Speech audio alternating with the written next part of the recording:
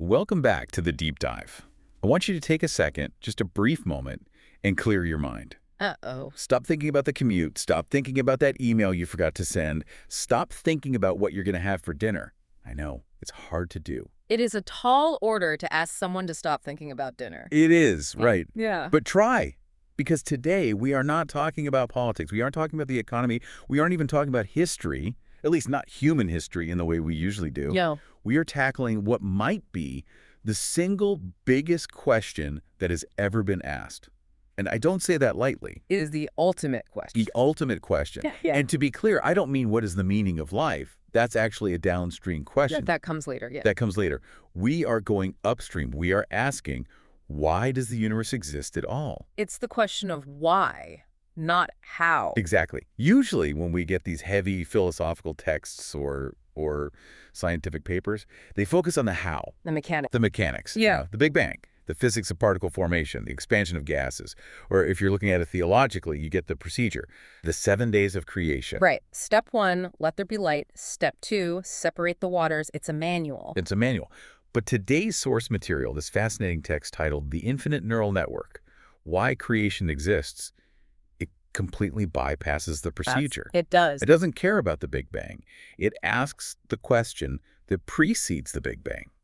Why did God or the source or the cosmic system, whatever term you prefer, decide to bother? To bother is a fantastic way to put it, because if you accept the premise that the creator is perfect, complete, and infinite, Right. then by definition, that entity shouldn't need anything. That's the paradox, isn't it? If you are perfect, you are self-contained. Right. You don't need a universe. You don't need planets. No. You certainly don't need me sitting here talking into a microphone or you listening to this stuck in traffic. So why do it? Why create a universe full of chaos, noise, suffering, and confusion? Why break the silence? Why break the silence? That is precisely what we're going to unpack. And what's immediately striking about this source is how it frames that investigation. It starts with a disclaimer, essentially. I love that part. It felt very honest. It admits right off the bat that this topic is thought-provoking, precisely because there are very limited references available. It acknowledges that the subject is too vast for any single human mind to claim full knowledge. Right. It isn't saying, I have just returned from a coffee date with the Almighty and here are the minutes of the meeting. Right. It's not claiming divine revelation. It's claiming deduction. Exactly. It's an approach based on logic, on reasoning. The argument is, we are part of the creation. Okay. Therefore, the logic of the creator must be embedded in us. So if we look at the patterns of the universe, biology, technology, agriculture, can we reverse engineer the intention of the architect? So we're going to Sherlock Holmes and the mind of God. That is the mission of this deep dive. In a manner of speaking, yes. I love that. And before we get into the heavy analogies, and believe me, things get pretty wild, we're going to talk about everything from tomato plants to artificial intelligence to single-celled organisms. Yeah. We need to set the stage. The source alludes to a concept called kaivalya. Kaivalya. It is a critical starting point. In Sanskrit philosophy, this refers to a state of absolute solitude. But we have to be careful with that word solitude. Because usually when we say solitude, we mean I'm lonely or I'm by myself. Correct. We think of isolation, which has a negative connotation. But Kaivalya is, well, it's a state of perfect oneness, absolute singularity. So what does that even feel like? Imagine a state where nothing exists except consciousness itself. No time, no space, no other. No up, no down. Nothing, just You know, your bin. it's peaceful. It is infinite peace. It is the ultimate rest. But the source argues that while it is peaceful, it is also static. Static? What do you mean by static? Think about it. If you are the only thing that exists, you have no context. You have no mirror. You can't know how tall you are because there is nothing to measure yourself against. There's no yardstick. There's no yardstick. You can't know if you are kind because there is no one to be kind to. You can't know if you're strong because there's nothing to lift. Precisely. In the state of Kaivalya, you possess infinite potential. You could do anything. You could be anything. But without a universe, without a stage, that potential has zero kinetic energy. It's just sitting there. It's just sitting there. You are everything, and yet, in a practical sense, you are experiencing nothing. That's a really interesting way to look at perfection. It's almost like being a master painter, floating in a void with no canvas and no paint. Yes. You're still a master painter, theoretically. Oh. But without the painting, does it matter? That is the crux of the argument. And that leads us to the foundational Sanskrit phrase, the source quotes, Ikoham Bahusyam. Ikoham Bahusyam. Yeah. And for those of us who haven't brushed up on our Sanskrit lately, that translates to, I am one, let me become many. I am one, let me become many. That is the pivot point of all existence right there. That's the decision. That is the decision. But the question remains, why? If you are the ultimate one, why go through the hassle of becoming many? The source suggests it is the shift from just being to actually feeling. From potential to kinetic. Exactly. The creator decided to divide itself into millions of forms, us, the animals, the stars, to live and feel its own infinite possibilities. Yeah. It moved from potential to actual lived experience. So we are the mechanism. We are the way the universe feels itself. Yes, we are the mechanism by which potential becomes actualized. And to explain how and why this works, the source uses 3 really distinct analogies. Let's jump into the first one. This one felt very organic to me. It's the gardener and the seed. It's a beautiful image, isn't it? The source presents this theory. Think of God, or the creator, as a master gardener. Okay. And think of individual souls, that's you, me, everyone listening, as seeds. Okay, so God is the gardener, we are the seeds. Simple enough. But the source says something here that actually made me pause. It describes the seed in its initial state as useless. Is a strong word. It's a very strong word. Useless. I mean, we talk so much about potential in our culture like it's the Holy Grail. Oh, absolutely. Oh, that kid has so much potential. But the source is arguing that potential by itself is actually a lack of value. Well, let's look at it logically within the metaphor. Imagine you are a gardener. You go to the store, you buy a packet of high-quality tomato seeds, you bring them home, you put the packet on your kitchen counter. Okay, I'm with you. Now ask yourself, can you eat that packet? No. Does it provide shade for your tattia? No, of course not. Does it smell nice? Does it feed your family? No. It's just a paper envelope with some hard little specks inside. Exactly. In their dormant state, those seeds are purely potential. They have the capacity to be a tree, but they are not yet a tree. It's a promise. It's a promise. But to the gardener, a seed that stays a seed that refuses to go into the dirt, is of no utility. It holds a promise, but it hasn't delivered on it. That's a really tough way to look at it. We essentially start at 0 value. We start at 0 realized value. The gardener's effort, the digging, the planting, the watering, is only justified when that seed undergoes a transformation. It has to break open. Right. It has to grow into a massive tree. And most importantly, it has to bear fruit. The fruit is what serves the master. So if we map this back to the why question, God didn't create us because he needed something material. Right. The source is very clear on that. Very clear. God doesn't need us to buy him a car or build him a house. Correct. The source explicitly states that God didn't create the universe because of a lack of material things. It wasn't about needing a physical resource. It was about experience. The fruit is consciousness. Okay, let's unpack that. Yeah. What does it mean to bear fruit in a spiritual sense? What does that look like? Think back to Ikoham Bahusyam, let me become many. God divides himself into these millions of seeds to experience life.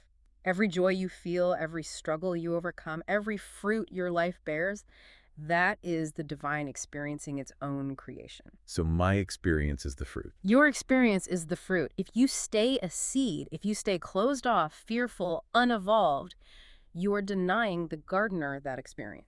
So the utility we offer to God is our lived experience. Our lived, realized experience. Mm-hmm. But there is a layer here we shouldn't skip. You mentioned the word useless earlier. But think about the process of moving from seed to fruit. It's not just poof, you're a tree. No, it takes time. A lot of time. And it takes suffering. Go on. Think about germination from the seed's perspective. The source alludes to this. If a seed had human consciousness, what would germination feel like? Well, first you get buried in dirt. That's not pleasant. Right. It's dark. It's heavy. You are completely isolated. Then you get soaked with water. You swell up. The pressure builds. And then your shell cracks. Yeah. Your armor breaks. Your shell cracks. The only thing that defined you, your protective outer layer, rips apart. If you didn't know you were becoming a tree, you would think you were dying. You would think, I am being destroyed. This is the end. It would be terrifying. That is a powerful image. But the gardener knows that this destruction is actually activation. The potential is finally being released. So when we feel like we are being buried in life, when we feel like we are cracking under the pressure, We might just be germinating. The useless potential is breaking open to become useful growth. That reframes suffering completely. It's not punishment. It's the mechanics of becoming a tree. It's a necessary part of the process. And this leads us directly into the second analogy, which takes this idea of processing experience and updates it for the digital age. Oh, yes. This is where the source really surprised me. We go from agriculture, which is, humanity's oldest science, The foundation of civilization. to the absolute cutting edge. Ugh. The source introduces the concept of the infinite neural network. It's a fascinating pivot. We go from the organic gardener to the central processor. The source asks us to consider artificial intelligence and neural networks as a model for the divine. Now, I know we have listeners with varying degrees of tech savviness. So before we get into the theology of it, can we just briefly break down what a neural network is? Like, explain it to me like I'm 5. Sure. Imagine a neural network as a massive digital brain designed to learn. It's not like a standard calculator where you type 2 plus 2 and it gives you 4. It's not just following simple instructions. No. A neural network figures things out by trial and error, by looking at millions of examples. Okay. But for this digital brain to learn, it needs information. It needs data. Uh-huh. It has an input layer. Think of these as eyes, ears, or sensors that goes out into the world, grabs data, and feeds it back to the center to be processed. So it's a giant brain with a billion little tentacles gathering info. That's a vivid way to put it, but yes. Now apply this to the source material. In this model, God is the central processor, the source code, the AI with infinite capacity. And us. What are we? We are the nodes. The nodes. We are the sensors. So I am a node. You are a node. Every person listening is a node. We are distributed processing units. And the universe. The universe is the evaluation layer. It is the platform or the simulation stage where the processing happens. Wow. So why does a central processor need nodes? Why can't the mainframe just do it all itself? Why does God need me to go through a breakup or get a promotion to understand those things? Because of the nature of infinite possibility. The source suggests that God created us so he could process and evaluate infinite possibilities all at once. Parallel processing. Exactly. Imagine you want to know every possible outcome of a game of chess. Okay. You could sit there and play one game at a time. How long would that take? Forever. Yeah. Literally. Yeah. The number of possible games is greater than the number of atoms in the known universe? Right. It's inefficient. But what if you could spawn a billion chess computers and have them all play different games simultaneously? You would map out the possibilities in a fraction of the time. So we aren't just children of God in the sentimental sense. We are distributed processing units running simulations. In this analogy, yes. Which means my life is data. My joy, my pain, my choices, that's all just data. Your life is data. My life is data. Every choice you make, every heartbreak, every triumph, it's all data being fed back to the central processor. That changes the way you look at a bad day, doesn't it? It's not just, oh, I'm having a bad time. It's, I am currently processing a high-stress scenario for the source. It does reframe it. And here is where it gets really interesting, specifically regarding failure or sin. Oh. In a neural network, there is something called an error function. An error function. That sounds ominous. It's actually vital. When an AI is learning, it makes mistakes. It tries to identify a picture of a cat and it says dog. The system says wrong. The network then adjusts its internal weights and biases. It learns from the mistake. So the mistake is how it learned. The mistake is essential. Knowing what is wrong is just as valuable, maybe more valuable than knowing what is right. So the bad data is useful. Incredibly useful. If one of our simulations, one of our lives, ends in a crash, the central processor learns, okay, that configuration of choices leads to instability. Let's not do that again. So war, suffering, pain in this model. That's what. It's stress testing the system. In a cold, logical sense, yes. It is the system processing the consequences of certain variables. What happens when greed is set to 100 and empathy is set to 0? The universe runs that simulation. And the result is pain. The result is pain. And the central processor learns, okay, that configuration is inefficient. It damages the network. That is terrifyingly logical. But I see what you mean. It implies that the suffering isn't meaningless. Right. It's not just random cruelty. It is a lesson being learned by the collective consciousness. The hope is that once the lesson is fully processed, the system updates and doesn't need to run that crash scenario again. So we evolve. The universe evolves because the neural network is getting smarter. That is the implication. As more souls become fruit, which we'll get to, as more souls self-realize, the network itself becomes more sophisticated, more balanced. But this puts a lot of responsibility on us, doesn't it? Because if the universe is the evaluation layer, and it's trying to optimize. Then we have to ask what it is optimizing for. Right. Harmony, survival, what's the goal? Sustainability, Yeah. efficiency. Think about something like kindness in this model. We usually think of kindness as a moral good, something we should do because a holy book told us to, Or because it's just the nice thing to do. or because it's nice. But look at it like a network engineer. Right. Hate, anger, greed, these things cause friction. They isolate nodes. They break connections between people. They result in destruction of the hardware, like war. That is inefficient code. It's buggy code. It's inefficient. And kindness. Kindness. It reduces friction. Yeah. It connects nodes. It allows data, resources, love to flow smoothly. It creates stability in the network. So kindness isn't just nice. Kindness is the most efficient algorithm. Kindness is the most efficient algorithm. I love that. It takes ethics out of the realm of following rules and puts it into system optimization.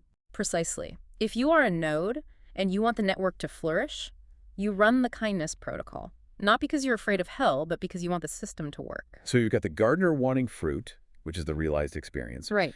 We've got the central processor wanting data, which is the evaluated experience. Right. Now, the source throws in a third analogy, and this one is biological. The amoeba. This one addresses a slightly different aspect of the why. The agricultural analogy addresses potential. The technological analogy addresses processing capacity. Okay. The biological analogy, the amoeba, addresses survival and expansion, and crucially, the fear of death. Right, so for those who haven't sat in a biology class in a while, let's review the amoeba.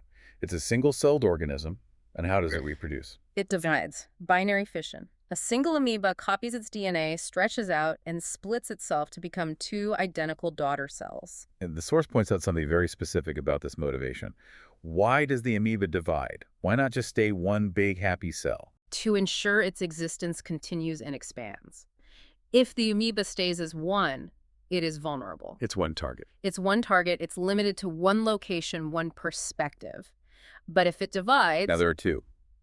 Double the chances of survival. And that is the multiplier effect the source discusses. One amoeba becomes two.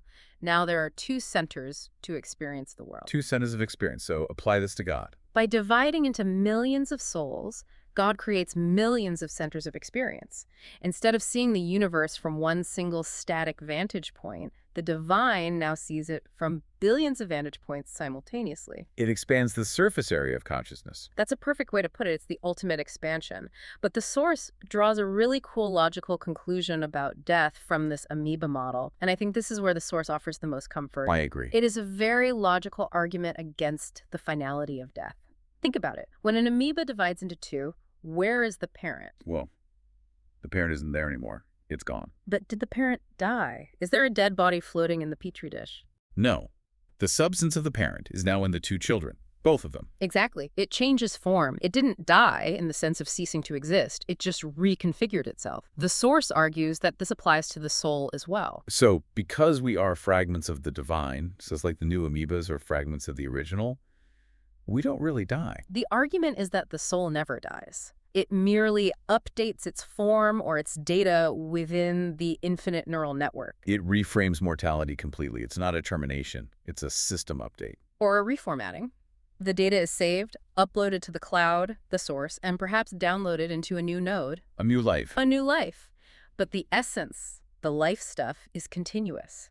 Just as the life of the amoeba is continuous through its divisions. That reminds me of the physics concept, the conservation of energy. Energy cannot be created or destroyed, only transformed. It is the exact same principle applied spiritually. You cannot destroy a piece of God. You can only ask it to change shape. But there is another implication here, specifically regarding empathy, that I found really striking. Yes, this is huge. If every amoeba, if every soul is just a division of the same original source, then we are all literally the same person. we are the same stuff. We are the same amoeba, just in different separated pockets. We are one entity pretending to be many. So when I look at you across the table, I'm just looking at another version of myself. And when you hold someone else, you are hurting another part of your own collective body. That brings a whole new meaning to treat others how you want to be treated. It's not just a rule. No. It's self-preservation. It is biological logic. You wouldn't cut off your own hand. Why would you harm another node in the same network? If you poison the water for the other amoebas, you are poisoning the water for yourself. That really ties the three analogies together. You have the growth from the gardener, the data integration from the network, and the continuity from the amoeba. But I want to circle back to something we touched on in the beginning. Okay. The fruit. Yes. Yeah. The ultimate goal. Because it's not enough to just be a node processing data forever. Right. That feels a bit circular. We live to give data so the system can learn, so we can live to give data. Right. What's the point of it all? Yeah. The source talks about a graduation, a promotion. It does. It returns to the gardener analogy to conclude the cycle. Remember, the seed is potential. The tree is growth. But the point is the fruit.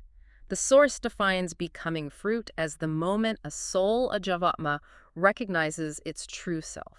Self-realization. Self-realization, understanding that you're not just a random seed thrown in the dirt, but that you are part of the gardener, that you are the connection to the divine. And the source says that until that moment, what are we? Until that realization, we are merely seeds or processing nodes running data.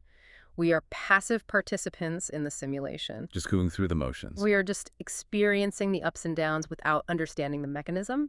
We are asleep in the network. But when you wake up, when you realize, hey, I'm part of the infinite neural network. That is the food stage. And here is where the why gets its final answer.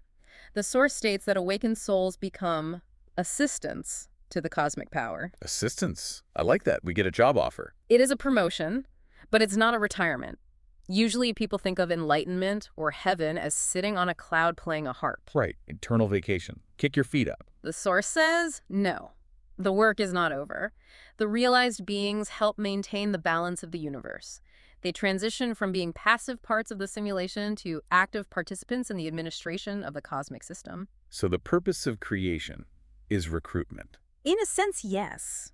God creates the universe to grow partners, to cultivate consciousness that is mature enough to share in the work of cosmic maintenance. It is a staggering thought. We aren't just pets. We aren't just robots. We are apprentices. We are apprentices who have forgotten who our master is, and the journey of life is remembering, so that we can eventually join the family business, so to speak. The family business of running the universe. Correct. Okay, I need to take a second to process that. Yeah. Because that answers the why on so many levels. Why create? To experience, like the seed. Why create many? To process more, like the network. Yeah. Why keep going? To ensure survival, like the amoeba. And what's the end game? To create peers. To become the fruit. It is a logical progression. It moves from potential to utility, from isolation to community, from ignorance to administration. It really is a deep dive in every sense of the word. And what I appreciate is that the source keeps reminding us, this is logic. We don't have a signed affidavit from God saying, this is my plan. No. But the patterns match. The patterns match what we see in nature, in technology, and in our own psychology. I mean, think about it. Right. We create to extend ourselves. We build tools to process what we can't process alone. We have children to carry on our legacy. But we're mimicking the same pattern. It makes sense that the macrocosm, God, would function similarly to the microcosm, us. As above, so below. Now, I want to pivot slightly before we wrap up. We've talked a lot about the metaphysics.